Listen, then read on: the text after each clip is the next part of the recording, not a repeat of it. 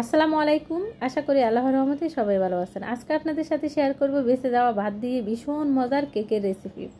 এই কেক তৈরি করতে একেবারে অল্প উপকরণ লাগে আর অল্প সময়ের মধ্যে হয়ে যায়। আর একবার বানিয়ে না খেলে এর স্বাদে বুঝবেন না, এতটা মজার হয়।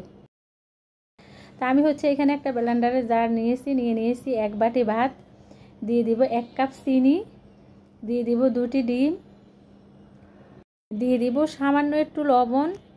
বাদ দিয়ে যেহেতু কেক তৈরি করব, একটু লবণ দিলে মিষ্টির ব্যালেন্স ঠিক থাকবে আর ভীষণ স্বাদ লাগবে। দিয়ে দিয়েছি আগে থেকে ঘন করা 1/2 কাপ দুধ। এখন আমি ব্লেন্ডার করে নিব। তা আমি ভাতগুলো ব্লেন্ডার করে নিয়েছি, আমি একটা বাটিতে ঢেলে নিয়েছি। একবার ভাতের এই কেক আপনারা তৈরি করে খাবেন, বিশ্বাস করবেন অনেক মজার হয়, অনেক মজার হয়। আমার বাচ্চারা তো খুবই পছন্দ করে। এখন দিয়ে দিব এখানে চালের আটা। অবশ্যই ভাতের সাথে চালের গুঁড়াটাই দিতে হবে, আটা ময়দা এগুলা দেয়া যাবে না। তা আমি ভালো করে এখন মিশিয়ে নিব। আমি দিয়ে দিব এখানে 1 টেবিল চামচ রান্নার রেগুলার তেল। তো সব উপকরণ একসাথে ভালো করে আমরা মিশিয়ে নিব। এখানে আমি শুকনা চালের গুঁড়ো নিয়েছি, আপনারা ভিজা চালের গুঁড়াটাও নিতে পারেন। তবে আপনারা খেয়াল রাখবেন এখানে কোনোভাবে কিন্তু আটা ময়দা দেওয়া যাবে না, চালের গুঁড়াটাই দিতে হবে। এখানে আমি 1 কাপ চালের গুঁড়া নিয়েছি, আমি পুরাটাই দিয়ে দিয়েছি। ভালো করে মিশিয়ে নিব।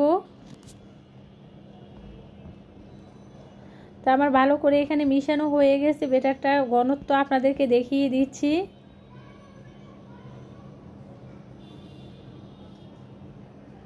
এখন আমি যেই বাটিতে কেক তৈরি করব ওই বাটিতে একটা হোয়াইট পেপার তেল দিয়ে ব্রাশ করে নিয়েছি।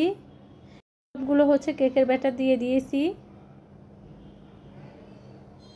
একটু ট্যাপ করে নিব, তাহলে খালি জায়গাগুলো পূরণ হয়ে যাবে।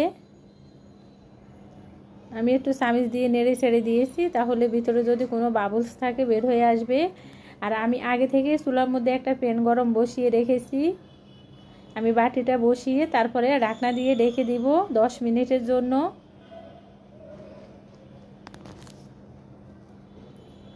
ঢাকনার মধ্যে যে ফুটোটা আছে, ফুটোটা আমরা একটা কাগজ দিয়ে অফ করে দিব। ফিরে এসেছি 10 মিনিট পরে। আমি একটা কাঠি দিয়ে আপনাদেরকে দেখিয়ে দিচ্ছি, একেবারে সুন্দরভাবে হয়ে গেছে কেক। এখন আমি চুলা অফ করে দিব, ঠান্ডা হওয়ার পরে ফিরে আসব। তো কেকটা এখনো ভালো করে ঠান্ডা হয় না, আমার মেয়ে খাওয়ার কথা বলতেছে, এই জন্য আমি কেকটা ছাড়িয়ে নিচ্ছি আর আপনাদের সাথে শেয়ার করতেছি। দেখেন কেকটা কতটা সুন্দর হয়েছে আর কতটা সফট হয়েছে। আমার এই ভাত দিয়ে কেক তৈরি রেসিপি যদি আপনাদের ভালো লেগে থাকে, প্লিজ আমার চ্যানেলটি সাবস্ক্রাইব করবেন, লাইক দিবেন, শেয়ার করবেন। আর একবার ভাতের এই কেক আপনারা বাসায় বানিয়ে খাবেন, বিশ্বাস করবেন না, এর স্বাদ সারা জীবন মনে থাকবে, এতটা মজার হয়। আপনারা অবশ্যই চেষ্টা করবেন ঠান্ডা হওয়ার পরে কেকটি কাটার জন্য, তাহলে আরও সফট হবে আর আরও সুন্দর হবে। আমি তো একবারে ধরতে পারতেছি না, এতটা গরম। যেহেতু আমার মেয়ে খাওয়ার কথা বলতেছে, এই জন্য আমি গরম থাকা অবস্থায় কেটে নিয়েছি।